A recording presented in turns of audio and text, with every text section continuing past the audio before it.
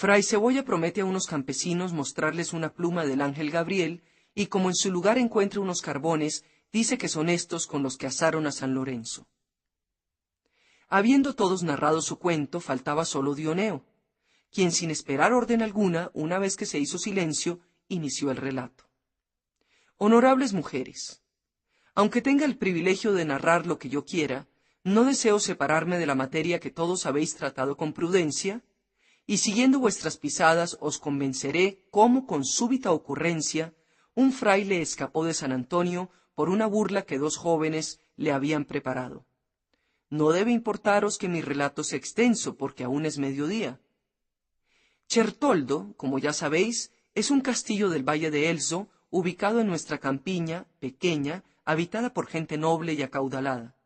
Y allí, por los buenos pastos, por mucho tiempo iba una vez al año, para recolectar limosna de las muchas, un fraile de San Antonio llamado Fray Cebolla, el cual cayó en gracia a los pobladores, más que por devoción por el nombre, pues en el lugar se cultivan las famosas cebollas de Toscana. Fray Cebolla era de menuda estatura, pelirrojo y con rostro risueño, y el mayor pícaro del mundo. No tenía conocimiento de ninguna índole, pero era tan hablador que quien no lo conociera lo trataría por erudito, o hasta por el propio Tulio o Quintiliano en persona.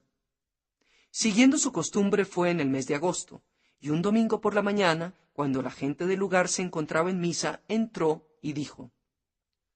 «Señoras y señores,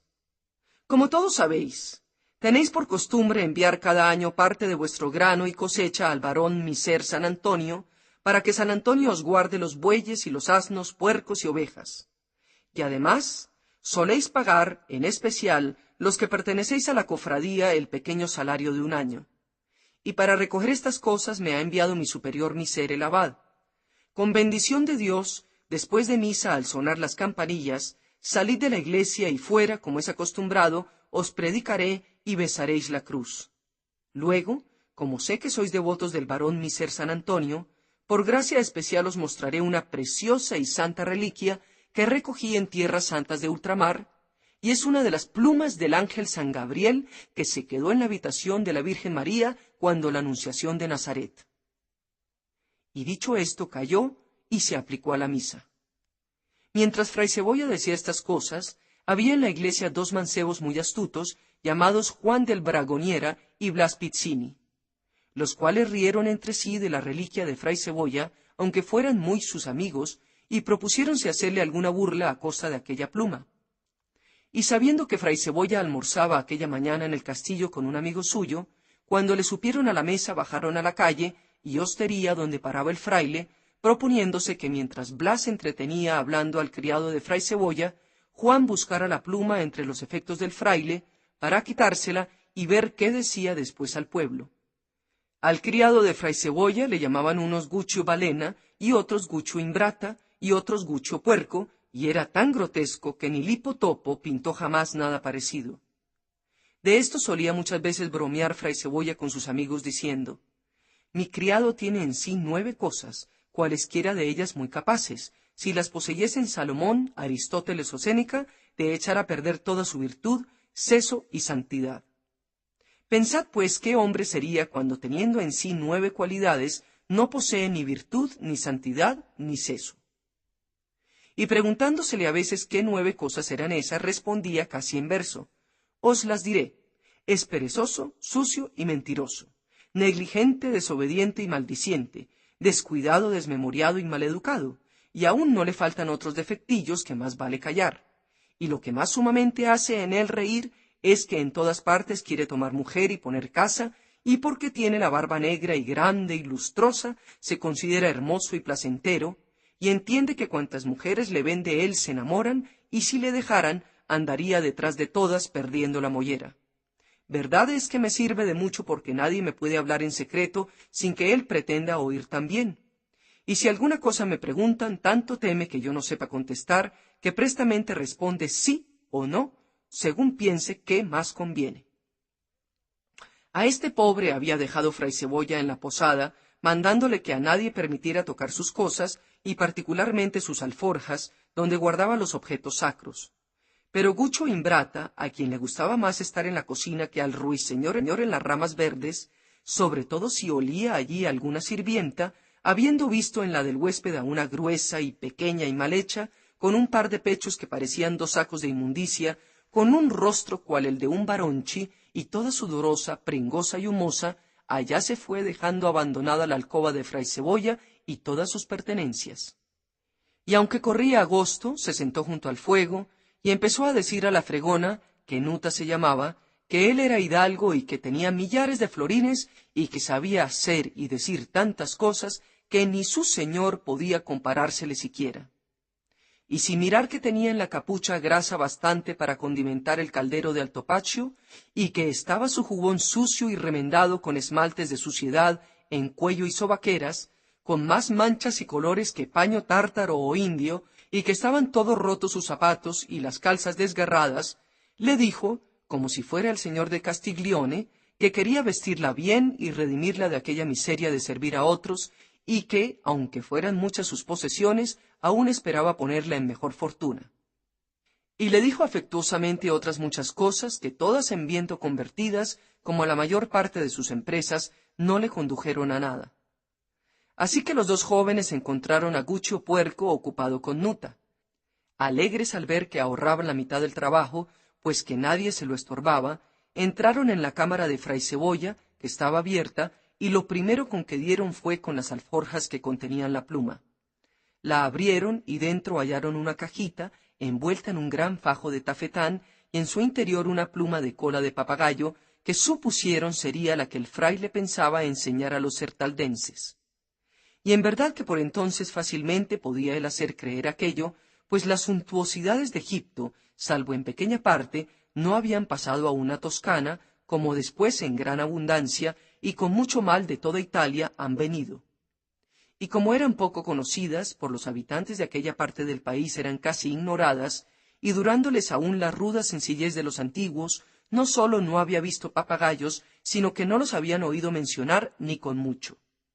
Contentos los donceles con su pluma, la cogieron, y por no dejar la cajita vacía, la llenaron con carbón del que había en un rincón de la estancia. Y cerraron la cajita y se fueron, dejándolo todo como antes estaba, y sin haber sido vistos, marcharon muy alegres con su pluma, y comenzaron a esperar lo que Fray Cebolla, al hallar carbón en vez de pluma, diría. Los sencillos hombres y mujeres que en la iglesia estaban, al saber que iban a ver después de nona una pluma del ángel Gabriel, una vez dicha la misa se tornaron a casa, y unos vecinos hablaron del caso a otros y unas comadres a otras, de suerte que cuando todos hubieran almorzado, tantas personas acudieron al castillo que apenas cabían y con deseo esperaban ver aquella pluma. Fray Cebolla, tras almorzar bien y dormir un poco, levantóse un tanto después de nona, y advirtiendo la gran multitud de campesinos que acudían a ver la pluma, mandó a Gucho Imbrata que se presentara con la campanilla y le llevase sus alforjas. Apartóse Gucho con trabajo de la cocina y de Nuta, y allá fue con lo pedido. Llegó jadeando porque se había hartado de beber agua, y por orden de Fray Cebolla se colocó en la puerta de la iglesia y comenzó a tocar con fuerza la campanilla. Y cuando todo el pueblo estuvo congregado, Fray Cebolla, sin reparar en que hubiesen tocado cosa suya, empezó un sermón muy prolijo. Y al ir a mostrar la pluma del ángel Gabriel, tras hacer con mucha solemnidad la confesión, mandó encender 2 antorchas y desenvolviendo suavemente el enfajado, después de quitarse el bonete, sacó la cajita. Dijo primero algunas palabras en loa y encomio del ángel Gabriel y de su reliquia, y abrió la caja.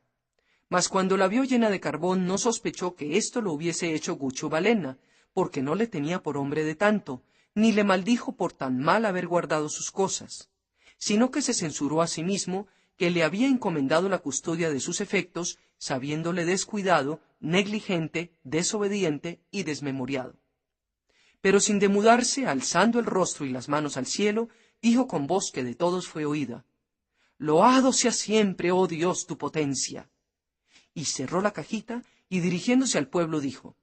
«Señores y señoras, habéis de saber que siendo yo todavía muy mozo, fui mandado por mi superior a las regiones por las que el sol sale, y llevé el expreso mandato de buscar, hasta que los encontrara, los privilegios de porcelana, los cuales, por ser indulgencia gratuita, serían mucho más útiles para los demás que para nosotros.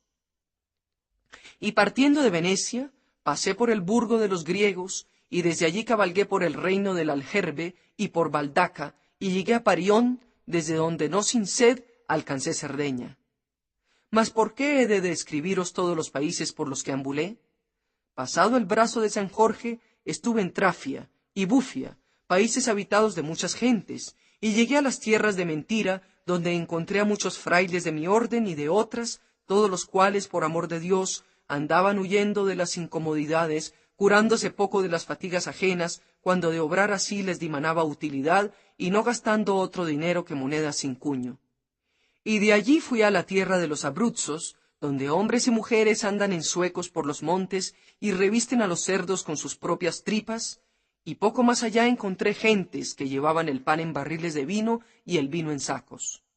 Y luego vine a las montañas de los Vascos, donde todas las aguas corren hacia abajo. Y tanto, en resumen anduve, que llegué a los países de la India pastinaca, donde por el hábito que he visto os juro que vi volar los plumíferos, cosa increíble para quien no la haya visto jamás. Pero no me dejará mentir Maso del Saggio, gran mercader a quien hallé allí, y que cascaba nueces, y vendía conchas al por menor. Pero no pudiendo encontrar lo que buscaba, ya que del país indio hacia más allá se va por agua, volví sobre mis pasos y llegué a Tierra Santa, donde en estío vale el pan frío 4 dineros y el caliente lo dan por nada. Y allí encontré el venerable padre. No me reprochéis si os place, dignísimo patriarca de Jerusalén, el cual, por respeto al hábito que siempre he llevado del varón mi ser San Antonio, quiso que yo viese todas las santas reliquias que consigo tenía, y que eran tantas, que si os las quisiera contar, no pararía en varias millas. Mas por no desconsolaros, de algunas os hablaré. Me mostró primero un dedo del Espíritu Santo, tan entero y sano como el primer día, y el hociquillo del serafín que se le apareció a San Francisco, y una uña de querubín, y unos vestidos de la Santa Fe Católica, y algunos rayos de la estrella que se les apareció a los 3 magos en Oriente, y una botella con el sudor vertido por San Miguel cuando combatió con el diablo, y la mandíbula de San Lázaro, y otras cosas. Y porque yo le hice de balde algunas copias de las plagas de Monte Morello en estilo vulgar, y de algunos capítulos del Caprecio, los cuales con gran ahínco andaba buscando, me hizo copartícipe de sus santas reliquias, y me dio un diente de la Santa Cruz, y un frasquito con un tantico del son de las campanas del templo de Salomón, y la pluma del ángel Gabriel, de la que ya os he hablado, y una sandalia de San Gerardo de Villamagna, la cual no ha mucho, en Florencia, doné a Gerardo de Bonzi, que la tiene en gran devoción, y todas las tengo. Verdad es que mi superior no ha consentido que las muestre hasta que se certifique si son o no auténticas. Pero ahora que han hecho ciertos milagros, y según cartas enviadas por el patriarca, acreditando la certeza de estas reliquias, ya puedo enseñarlas, y temeroso de fiarlas a otros, siempre las llevo conmigo. Tanto es así que suelo llevar la pluma del ángel Gabriel en una cajita y los carbones en otra. Y tan semejantes la una a la otra son, que a veces las confundo, y eso me ha sucedido ahora.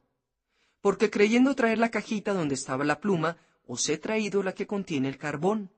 Aunque no la tengo a error, sino a manifiesta voluntad de Dios, que de fijo ha puesto él mismo la cajita de carbón en mis manos, a fin de recordarme que la fiesta de San Lorenzo es de aquí a 2 días.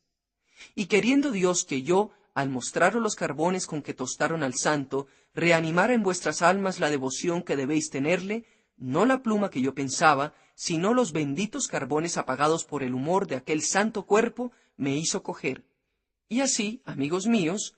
devotamente aprestaos a verlos.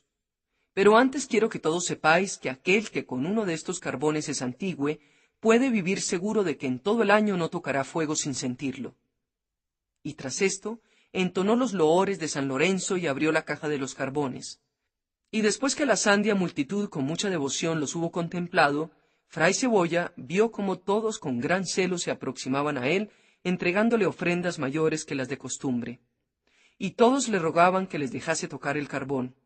Fray Cebolla, pues, empuñando algunos de los carbones, sobre sus blancas camisolas y jubones y sobre los velos de las mujeres, trazó las mayores cruces que en las prendas podían caber, afirmando que si los carbones menguaban, al hacer aquello una vez en la cajita, crecían de nuevo, como él muchas veces lo había experimentado. Y habiendo de tal guisa, y no sin grandísima utilidad suya, persignado a todos los sertaldenses, con semejante invención burló a los que quitándole la pluma pensaban burlarse de él. Los cuales, habiendo estado presentes a la prédica y oído la argucia aplicada por el fraile, y a las largas palabras con la que la acompañó, rieron hasta desquijarse.